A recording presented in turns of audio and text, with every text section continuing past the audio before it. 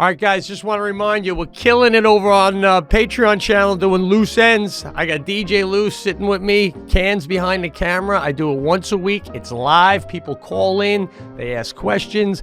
We also do some bits. Having a lot of fun over there. And if you sign up for our Patreon channel, $5 a month, you're getting 4 live Loose Ends plus 1 extra Pete and Sebastian show that nobody else is hearing.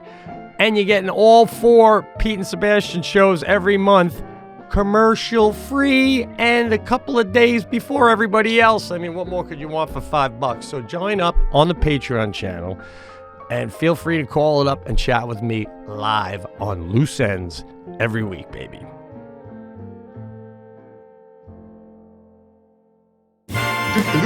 Okay, thanks to Shopify for sponsoring this episode.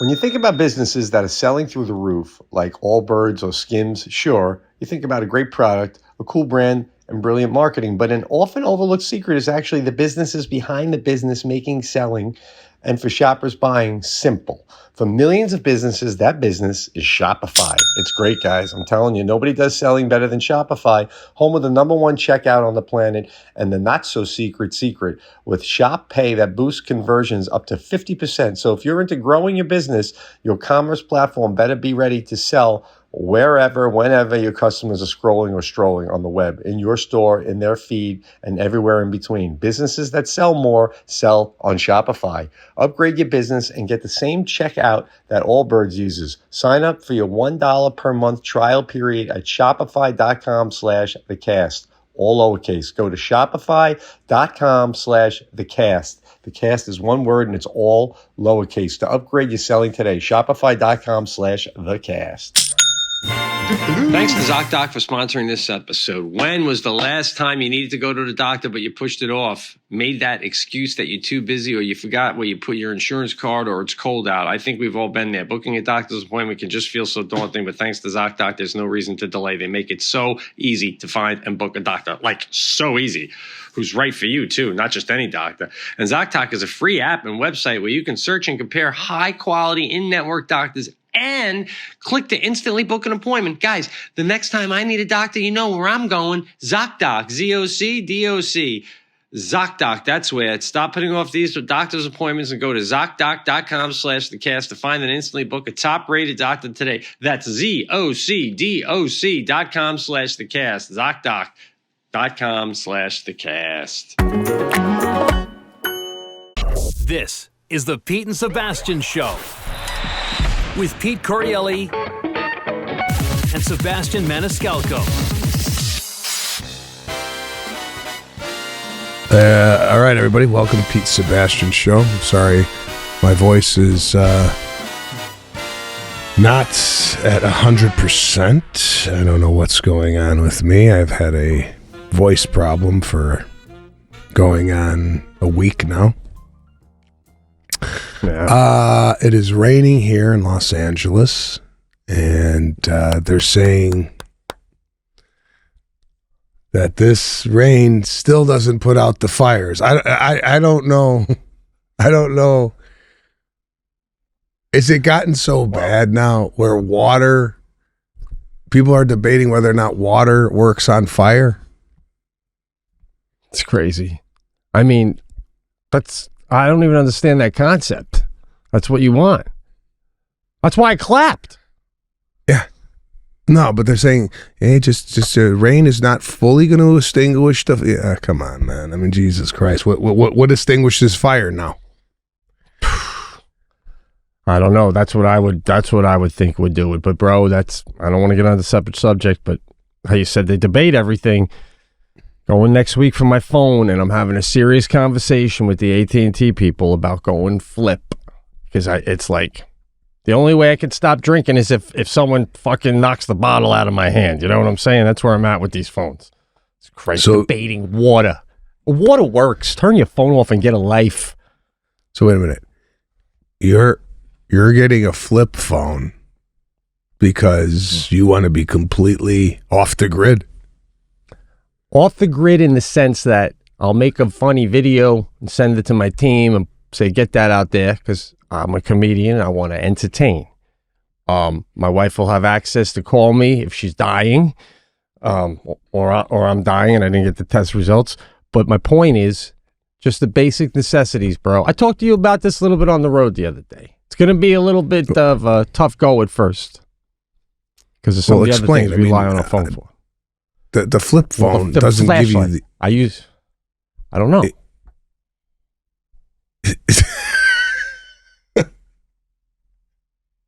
I know where you're going. Are you getting a phone that strictly just does phone calling and text? Is that what you're saying? Yes, that's my goal. Yes, so I can't go online and surf. Correct. I'm sorry if I wasn't clear. Okay, but if you want to send a video, so you're not going to have access to video, photos, any of that stuff. It's just going to be strictly for I'm dying, call an ambulance, or is Sadie there? Let me talk to her. Yeah, I don't know anything about an actual burner phone that the bad guys use, but I was thinking about even going burner phone. But can we ask Patrick if he has the time to see what exactly a modern day flip phone can and can't do? Because that is the gist. Yeah, the gist is I don't want to go online to Twitter and to Instagram and keep doing this. And just for the record, while I'm on the subject, with regular TV, can't wait to see the end of your show. And I'm not just saying this. One of the fucking rare quality comedies in a while. And I bow to you, bro. It was really great. And I'm looking forward to the finale, but Jackie and I like to watch it together, so it's looking like Sunday. Having said that, the majority of TV, Instagram is intensely more entertaining than TV. Like, you know what I'm saying? I mean, I just saw a video yesterday on Instagram. It was like a catapult, and the dude gets down in his bathing suit, like in the crouch position, and the guy pulls the string, boom, and it shoots him about 250 feet out into the middle of a lake. There is no TV like that. Everyone's cheering with their can of beer. I think I was in the Ozarks is where it was filming. But, like, it's just entertaining shit that I can't stop looking at. Okay, so why would you want to get rid of that and watch boring TV? I want to look up, man. I want to remember what it was like in 1985 when somebody I was meeting wasn't there yet. What did I used to do? But you know what I'm realizing? Because I'm trying to do that already. You're making other people uncomfortable. If you're not on your phone in like a waiting room or something, people start to look at you going, what the fuck is this guy doing? Looking around. Look at this lunatic. Oh my God, look, is he looking at the picture on the wall? Call the cops. Get your head in your phone, you fucking wacko. So you're saying now, if you're just taking life in and everybody's on the phone, you're now looked at as a psycho. Yes. If you get off of, even like this, if you get off a plane, an airplane, and you're not immediately on your phone, I look at you and look at this loser. He doesn't even have anything to do. Like nothing went down in 4 hours and you got to make a call? Nice. Get your shit together, guy. Get important, bro. Get in the game. Meanwhile, he's winning and I'm the dummy. I know. I've been on an airplane where I'm on my phone and the guy in the aisle behind me is not on his phone. And I'm like, is this guy actually taking me in? Right? That's what we used to do, man. Take shit in. There is an actual term, another one of these modern terms, where when people get on planes now and they don't do anything, they don't sleep, they don't read, they just sit there. And there's a term for it. And it's like, and they're like, doctors have gotten on these. Yeah. What's it called? Where they sit there for 14 hours and they don't do nothing. Raw dog in a flight. Yeah, raw dog in a flight. Raw dog. They call it raw dog. I call it 1979. Okay? And I forgot my book. Right? What the? That's. You ever get on a plane with no reading material back before the phones? Or, you know, I would just like kind of like, gee, you'd read the shit in the pocket, the safety measures and shit. Now it's called raw dogging and it's unhealthy. See what I'm saying, bro? It's unhealthy, they're saying. God damn, thank God for Elon Musk. He's just fixing shit. So I can't even remember a flight in, say, 1998. Even go back to 98 because the iPhone wasn't invented then, right? Yeah, no. You got on a flight. What did you bring on a flight in 98? A book? A magazine? Oh, I remember what I was doing. I don't know if you had one of these. It was a portable DVD player where you put the DVD in, you shut the lid, and there was a little screen, and you watched a movie. That's kind of what I was doing. Wow, that's high tech. People must have been looking over at your seat going, what the hell does he got? No, it was I know those things. Yeah, that was when we were starting to get a little advanced. Yeah. But before that, I did this. First of all, I would usually go magazines because of the fact that I don't want to commit and to a book. But I would do this stuff. Actually, I did it the other day at my dentist. I would consciously remember when I go to a dentist, doctor, car wash, where you have to get out in the waiting room. Anywhere there's a waiting room, I make a conscious choice to steal their magazines, and then stack them up. So when I have a plane ride, and then the other thing I would do is I would always have my own newspaper, which I cherished. Wouldn't even flip it open until I got on that plane, as bad as I wanted to. But I would go, when I go to airports early on in my career, I did this all the time. I would go to flights that were taken off in the morning, just before mine. I'd go to that gate and wait till they all boarded. And then I'd just do a troll up and down the aisle, and there'd be a USA Today, a Wall Street Journal, because they leave them behind. They read them before they get on the plane. And then I'd have a little collection of different newspapers, and I'd milk You know it. what? I got to tell you something. And I'm speaking, I think, for the listening audience here. I'm bothered. You remind me, in that particular instance, of a guy with a metal detector wand on the beach looking for people's jewelry. Yeah, okay. I've thought about wanting to do that. Not at the beach. But not at the beach, man. Old battle sites. Find a musket or a coin. But I haven't pulled the trigger on that. I know you'd say that, but No, I'm just saying, like, if I was working the gate at the United, and I was like, and I had a coworker, and I saw you picking up USA Today, Sports Illustrated, a Vogue, I'd tap my coworker and go, look at this shit. Look at this shit. He's collecting reading material.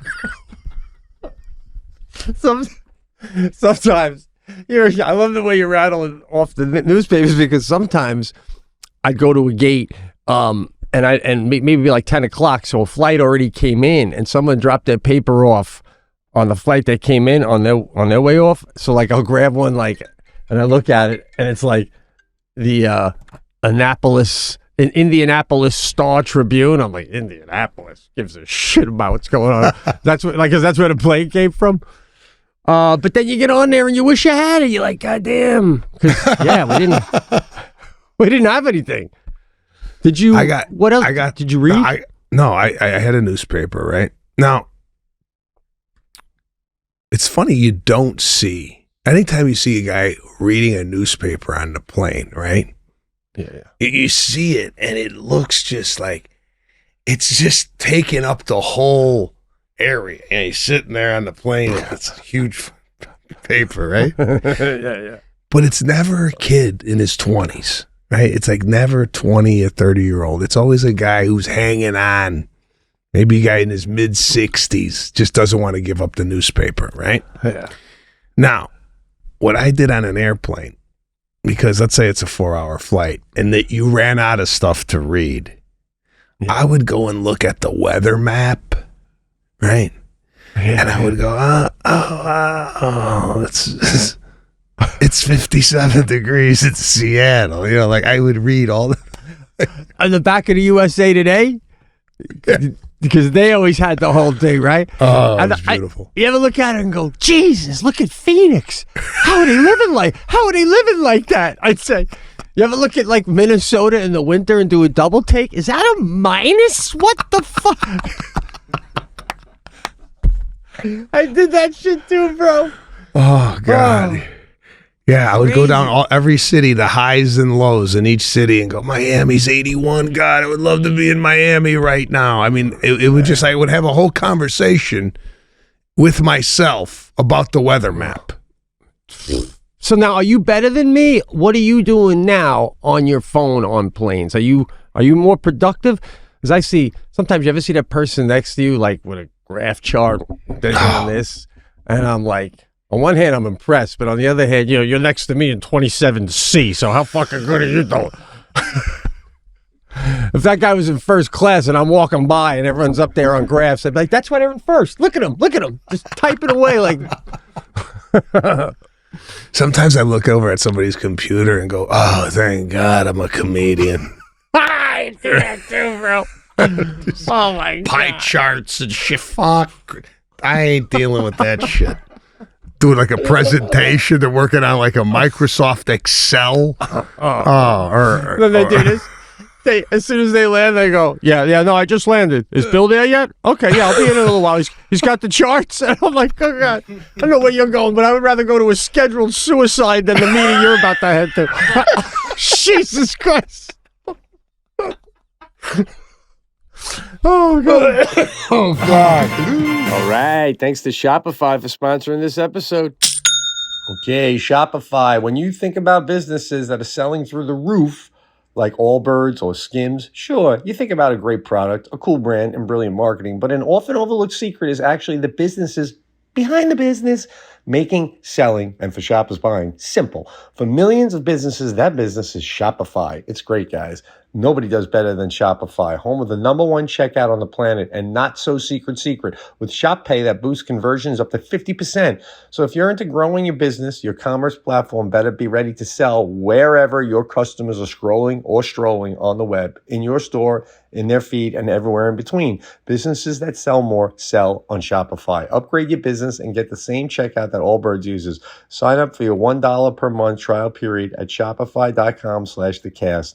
All lowercase. Go to shopify.com/thecast to upgrade your selling today. Shopify.com/thecast.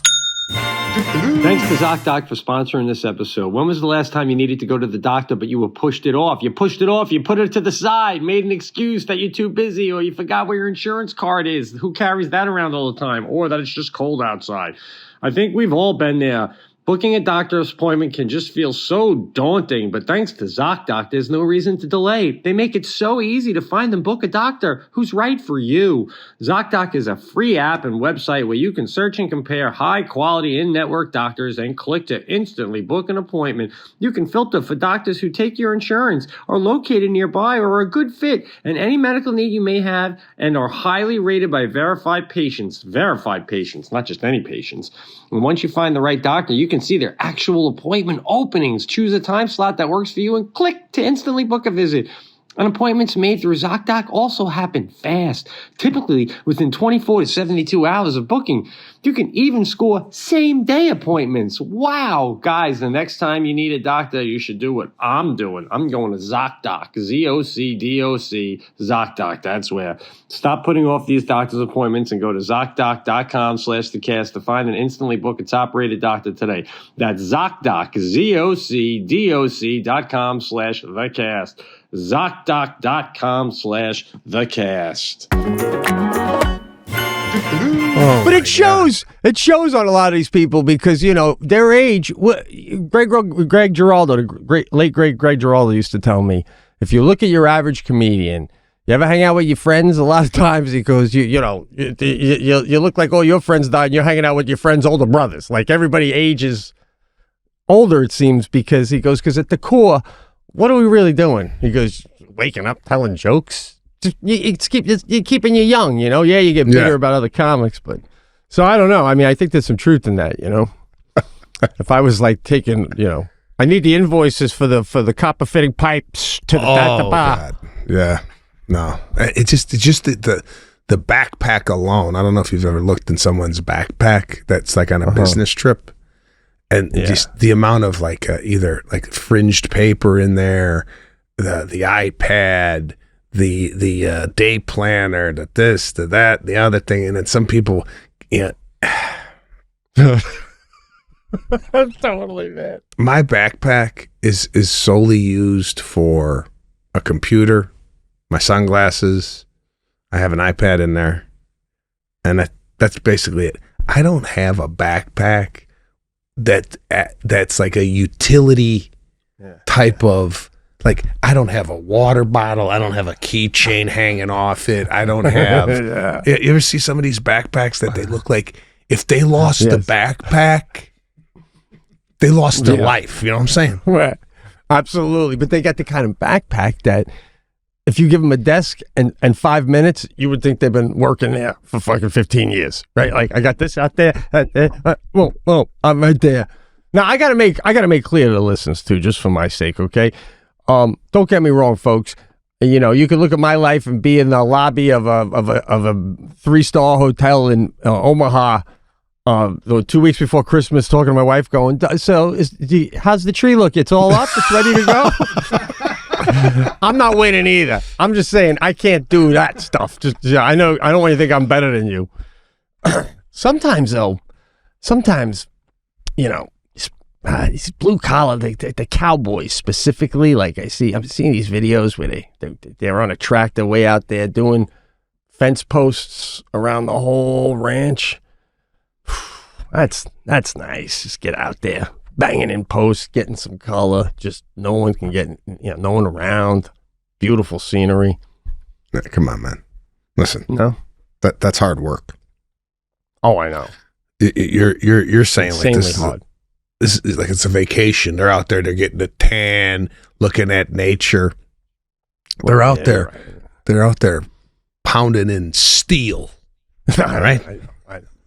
But they don't gotta work out because they worked out. They're men though. They're getting it done. You know, like you're done. A fence is up. Something happened. Do you think a lot of men that do that type of work, physical labor, are going to the gym, or do they treat their job as the workout? That's got to be the workout. It's got to be. You think guys coming in off the ranch going 3 more posts, and then I'm going to head over to Planet Fitness. You coming? Shit. So you never told me. What do you do? Do you do productive stuff on your computer and phone on a plane usually? I might shoot off a few emails, but for the most part on an airplane, I use it as my entertainment time. So I'll download a series. I just got done watching. Here's my recommendation. The Day of the Jackal. Have you seen this? Talking Bruce Willis, Richard Gere? So that is a movie, right? It was years ago, yeah. Okay, they remade it into a series. It's on Peacock. Oh. Okay. Can't talk more about it. It's about a sniper. Something about snipers fascinates me. And how far he's shooting from, I'll give you an example. Like he's shooting from over 2 miles away. Right? Yeah. So there's a scene in this. Have you seen this, Day of the Jackal? I've seen the original, but I'm familiar with the trailer on the new one. There's some good scenes in there. Guy's having dinner. He's having lunch, right? With a guy. And they're talking, and all of a sudden, this guy shoots the gun, right? And for the bullet to travel 2 miles, it takes a while. Not like, it takes like, I don't know, let's say 6 seconds. So you boom, and the guy's talking, and the viewer is like, they know that there's a bullet in the air, right? My God. And he's like, no, what you should, and then boom, and the guy head hits the table, right? And the guy is like, where did that come? And it's 2 miles away. Wow. It's not like the guy walked in the door, shot him, now he's running and he's on the loose. The guy's like after he shoots the guy, he just sits back and has like a cigarette. Like, can you imagine killing someone and not having to like run? Oh my God. That's insane.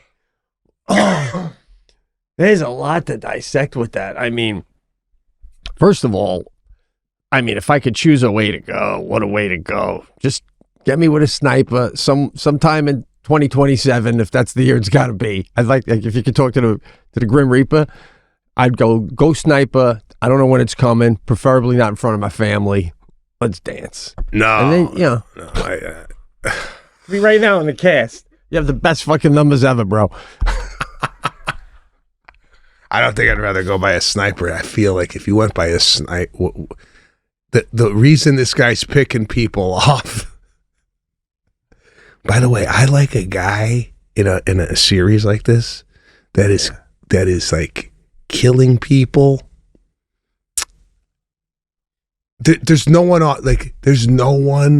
off limits, right? There's like, oh really? This guy's killing people that are the nicest people. Like, I just gotta tell you, he's a retired couple. It's a retired couple, right? And they're grilling hamburgers, and they have a mobile home, right? Yeah. So they're at a rest stop. They're killing hamburgers. They're grilling hamburgers, and this guy comes out of the woods, right? Because he's on the run, and he's like, "Hey," he's English. He's like, "Hello, do you mind if you take me to the Montenegro border?" And like, "Yeah, sure." And on the way to the border, he goes, "We're not stopping at the border. I need you to take me 98 miles into Montenegro." And they're like, we can't do that. And he goes, "You're going to do it." I mean, he shows him the gun, right? Now, this is an older couple in their 70s, right? Yeah, yeah. They stop for the night. The 70-year-old grandmother stabs this guy in the back when he's not looking, right? And then bottom line, he kills the fucking older couple in the camper, right? Yeah. It's just like, these people were grilling hamburgers, right? And 5 hours later, they're murdered in their mobile home. Something about that is intriguing to me. I'm sorry. Listen, do you think that if the old lady didn't stab him in the back, that he wouldn't have killed them, or he was going to kill them when he was done with them anyway? Based on some of the stuff that he's done in the show, he'll kill you for. There's another one. He killed a guy for no reason. You got to watch it, man. I'm not going to tell you anything else. Well, listen. You just have to watch it. I can't speak any more highly of it. It's phenomenal. The violent aspect and the like random killing like that. On our way out to our last run in wherever our last run, out at the casinos out in California. You ever do this? I'm in my seat on the plane, and I had my book, but I could see through the crack. The guy in front of me, a lady, was watching this movie Civil War that takes place in the United States, supposed to be like a few years into the future. It's basically like, when I say the future, I mean like, 5 years from now, and it's like the MAGA people against the non-MAGA people if they actually became a civil war. It's kind of weird, and it was very entertaining. So I'm watching it, and I got hooked, so I put it on my thing, and I'm watching. And same sort of thing. It stars Kirsten Dunst, who I love her. I've always thought she was such a great actress, and she's a photographer. And at one point, they're driving. They got to get to like Charlottesville, and they actor Jesse Plemons. I think he was in a movie you were in. He plays like a rednecky guy, and they have to stop and deal with him. And long story short, there's a pit filled with dead bodies, and he's just holding a gun. There's like 5 of them, and he's like, "Are you American?" And she's like, "Yeah, where from?" And she's like, "Colorado." And you know where they're all from. It's all been said in a conversation earlier in the movie. So he's cool with that. And then it gets to like Chinese guy. "Where you from?" "I grew up in Denver." "Where you from?" And he starts crying. "I was born in Hong Kong." In the pit. Like as soon as he said Hong Kong, he didn't even get the Kong out. And fucking Plemons puts one in his chest and dumps him in the pit and turns around. "Where you from?" Like nothing. Like nothing. You know what I mean? Like you said, just putting out a candle. And there's something about that makes you want to watch. So it does. So Sadie comes home yesterday and she's talking about Greek. She's learning about Greece. And I go, we got to watch Gladiator. I keep telling you, you're learning about the Spartans now. It's gory, Dad. Why would I want to watch gore? And I go, everybody in America likes watching gore, Sadie. Get on board. Your cousin Jacob watches Walking Dead. You're going to love it. You're going to freaking love it. You saw the shark eat the guy in Jaws. You know what blood looks like. You know, who would want to watch that? I go, everybody. Everybody. We love the violence. If someone's not dying within the first 20 minutes, and not, by the way, not by a real life terminal death, I'm out for that shit. But like violently, I'm hooked, right? I'm in. And the Day of the Jackal, they got to have a second season because this is one of the best series I've watched in the last 10 years. That being said, I was in Texas. I went to go see Serafina compete in the gymnastics tournament in Texas. Now, everybody talks about Texas. Everybody's moving to Texas, and I know why. Whoa! I gotta tell you something. Every dad there had a camo hoodie on, right? Goatee, hat. Like, I felt so safe at the gymnastics meet, right? Yeah. You go to a gymnastics meet in Los Angeles and you look at the guys there and you're like, if anything ever broke out here, we're done. Guys, right? Guys wearing flip-flops and he's got green hair, right? We're done. Right. You go to Texas, you feel like everybody has a gun duct taped to their chest, right? And they're ready for combat. They come to the gymnastics meet with blood on their hands because they just killed dinner for tonight. Man, bro, they are. It's like true to form. That's why John moved out there. Different man. It's a different man. It's like it's night and day. And what I loved about it, it's just Texas has room. You know, like the convention center, it's big. Everything is just grand and big. Right. And in Los Angeles, they just don't have a lot of room to build. I'm kind of disenchanted, as we well know, with the Los Angeles environment right now. I'm telling you, I'm. Everything's bigger in Texas. That's the expression. That's literally the expression. What was I going to say about the and like even when Anthony Davis got traded from the Lakers to Dallas, you didn't hear a peep of complaint out of him.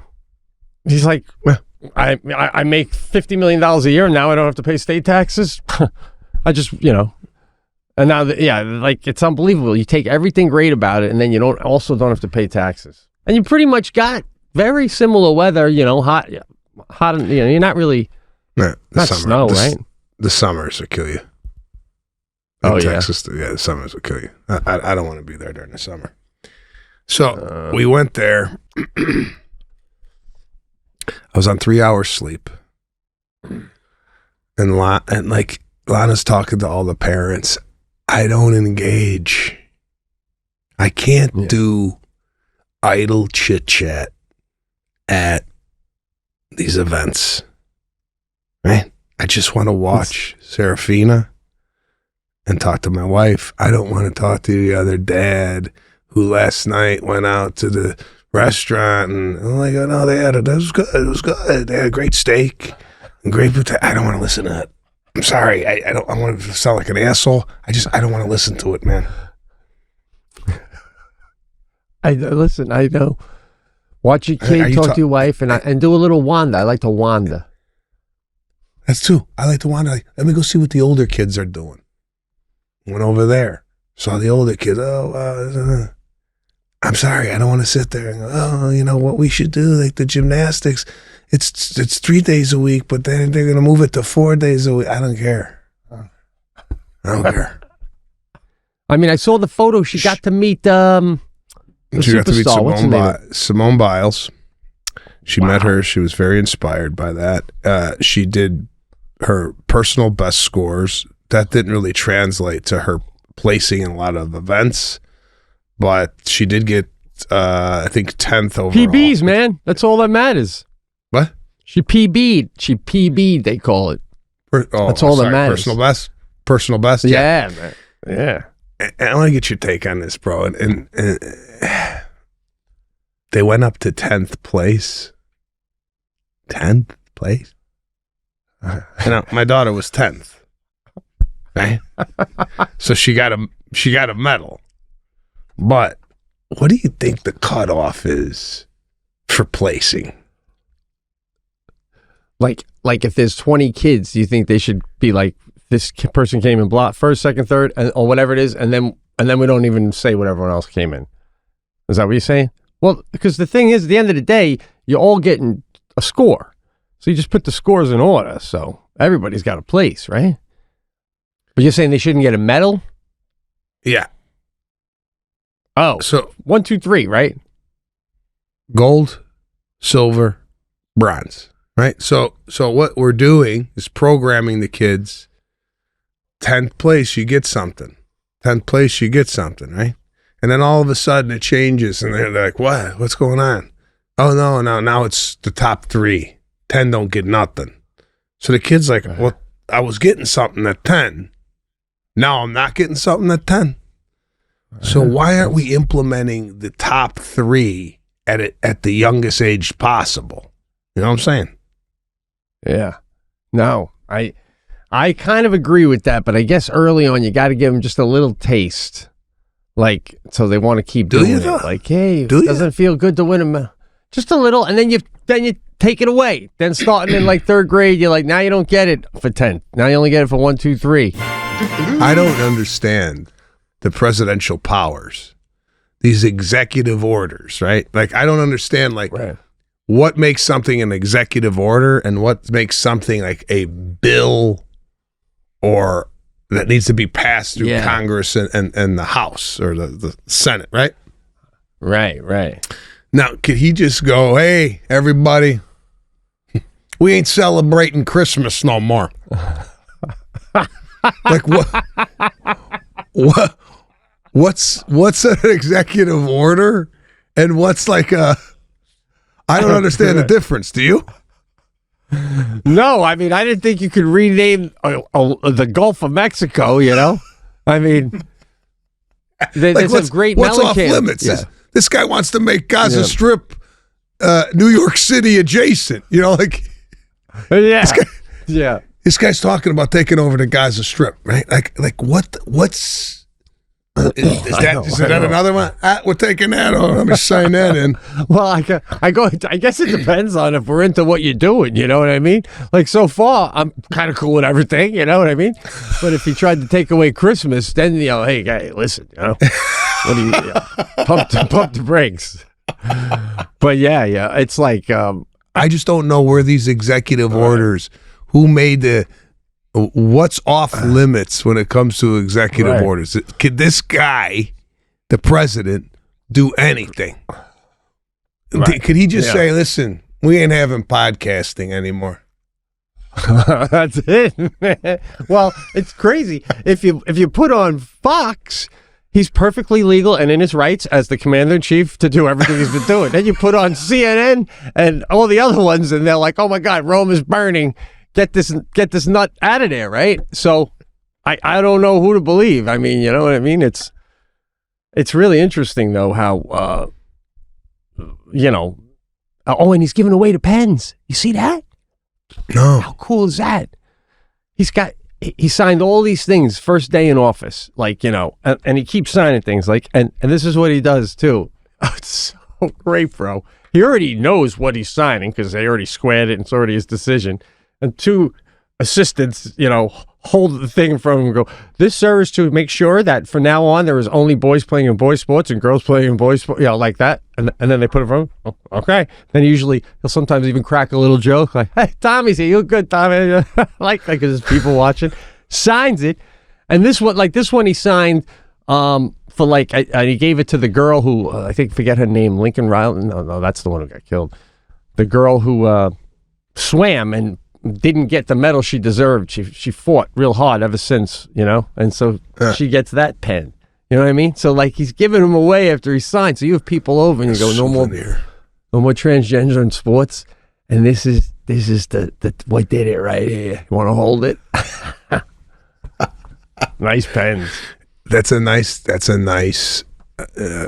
to have on display. Like we always talk about what you would have on display in your house. That's a conversation starter. Right?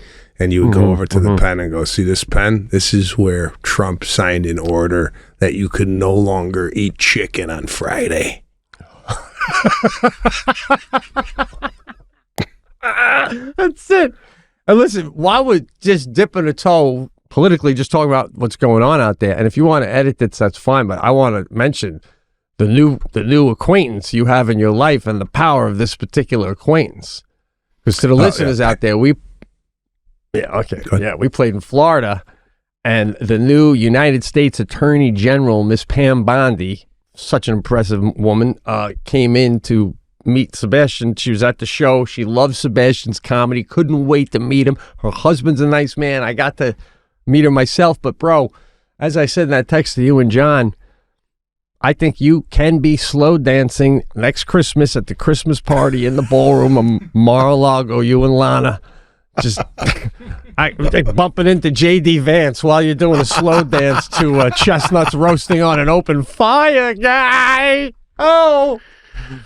Yeah, she, congratulations to her. 60 years old, looks great for her age, Italian-American, so we're proud of her that she is reached the highest law of the land. Pam Bondi, congratulations to you. Thanks for coming out to the show in Tampa. We met them backstage. All due to John, who is our security, who facilitated that meeting. So yeah, that was nice to meet her. Speaking of the tour, we did a group photo with her, and I took everyone else out of it except me and Pam. And I don't know if you're familiar I don't know if you're familiar what a PBA card is. They're big over here in New York and the Long Island area. It's a Police Benevolent Association card these cops get. And they give them to you, and then they help you get out of tickets. Those are no longer coming out of the glove compartment because I'm just going to hold up my screensaver of me and Pam Bondi next time I get a speeding ticket and be like, I'm not even going to turn the car off. I'm like, Pam Bondi guy. Thank you. She don't even know me, but I'm going to pretend we spend Christmas together. All right. The tour. Let's talk about this tour. Holy shit, this thing's been epic. Before the tour, I want to, and this is topical, so maybe we have to take this and move it up to the front of the airing. Okay. Yeah. Michael Jordan's son, I don't know if you saw this, he got pulled over. And did you see this story? I heard about it. I didn't see it. I just heard he got arrested, busted with some drugs or something. Yeah, DUI, he had cocaine on him, what have you. Something went down. Anyway, they have video footage of them, talking to him during the pullover. And he goes, I'm Michael Jordan's son. Okay? Now, do you think Michael Jordan sees that and then goes to his son, what are you doing? What are you doing dropping my name to the cops, right? Or do you think he's saying, yeah, you tell him that you're my son, that could help. What's your take on name dropping the father to get out of a criminal act or a ticket? Right. No, right? I think I would never say it because they're not going to let me go in that moment because my father is Michael Jordan. When they get me to the police precinct and I haven't mentioned it and then my dad calls, and then you combine my dad calling with me having been cool up until that point under the circumstances, maybe we can work something out. This is what I do. I don't say nothing. Hey, officer, Marcus Jordan. The processing.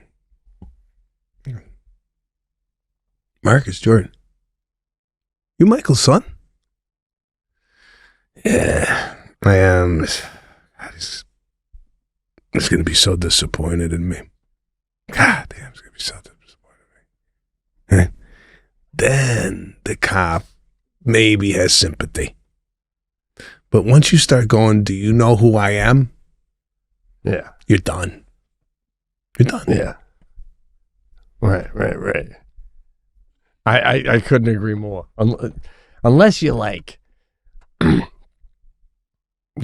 like a CIA agent, you can't say it to that person, but you just say to them, you gotta do what you want to do, but I'm gonna be out in 10 minutes. But I know you gotta do it. Oh, no. Nah. I don't even that's another tacky move.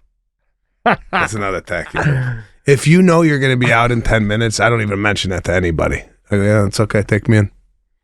Take me in. And then when I do get out, as I walk by the guy who arrested me, I just tap on the door and go, take care of yourself. That's it. That's really cool. You're like, he was just doing his job, right? He was just doing his job. Yeah.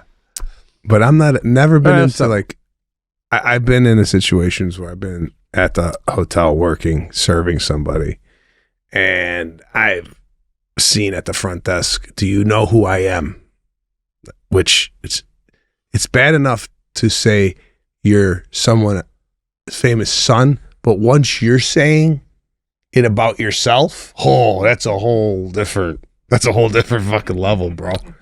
If someone's checking in or they can't get into a restaurant, can't get in the bar, do you know who I am? I know. Now you're not getting in. Even if you get the call, you're not getting in. Right. Even if once you tell me who you are, it's something I admire. Like if you wrote Goodfellas, but you're a dick, you know who I am? I wrote Goodfellas. Well, I would have let you in if I found out you wrote Goodfellas. But now I don't, now the way you're presenting it, you're not it.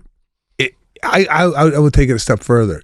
I wrote Goodfellas. I would then go, that ain't my favorite movie now anymore. Because I know who's behind it.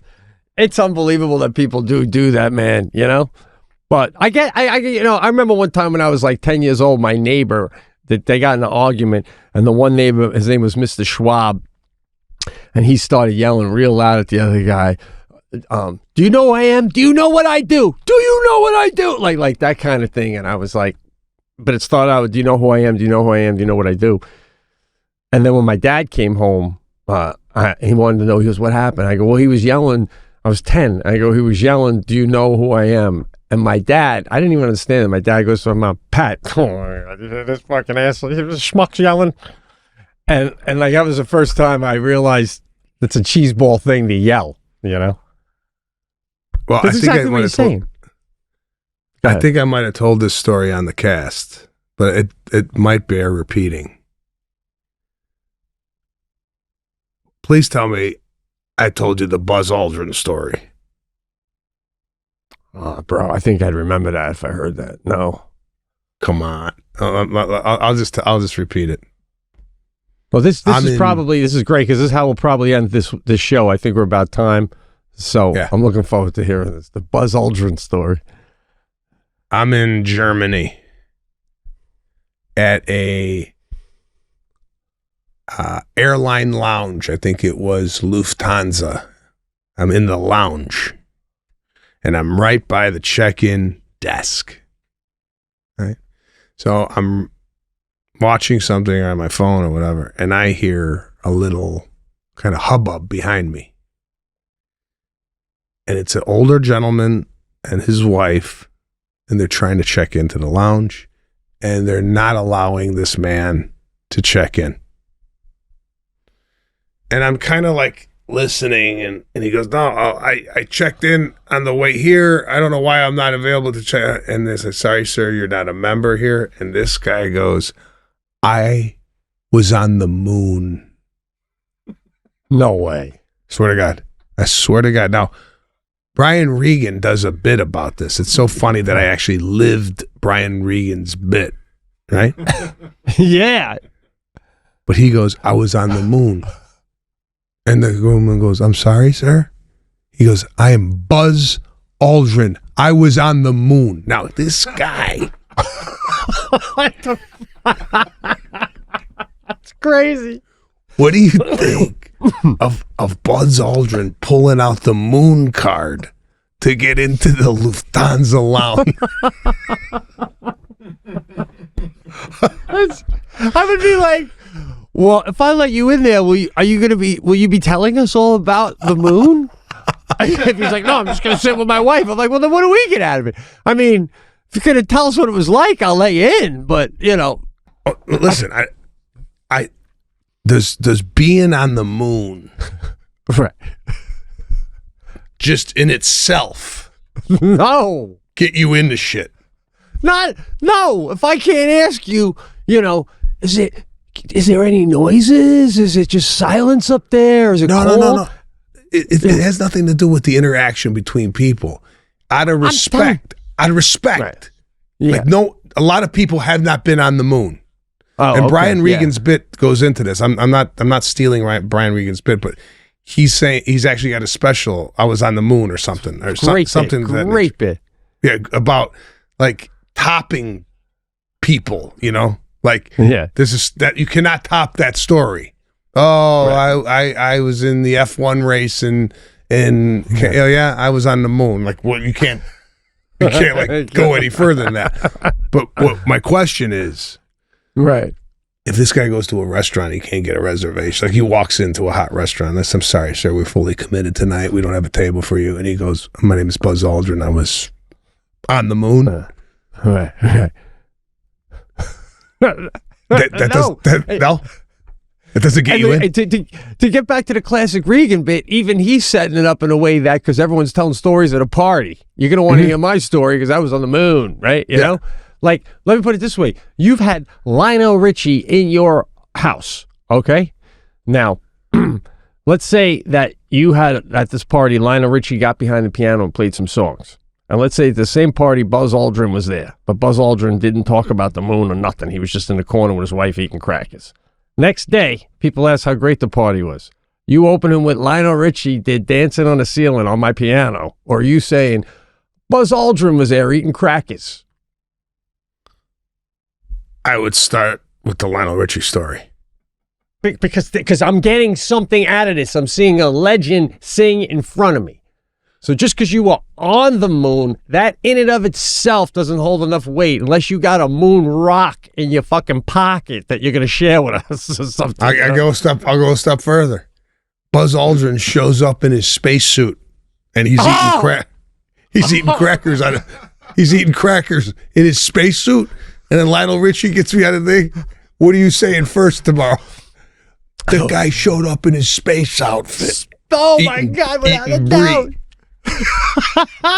He let us touch it. Even if he had a patch that was on the spacesuit on the moon and he brought that and he passed it around over cocktails. Just give me something, Buzz. Just being there in and of itself, having been there. It's not doesn't get you into an air. This guy couldn't get into an airport lounge, and he was on the moon. That doesn't sound right. That doesn't sound right to me. I'm sorry. I don't know, man. I just like, it's like a really long flight. Is it right? I mean, like my wife flew coach to Australia. That's like semi-comparable.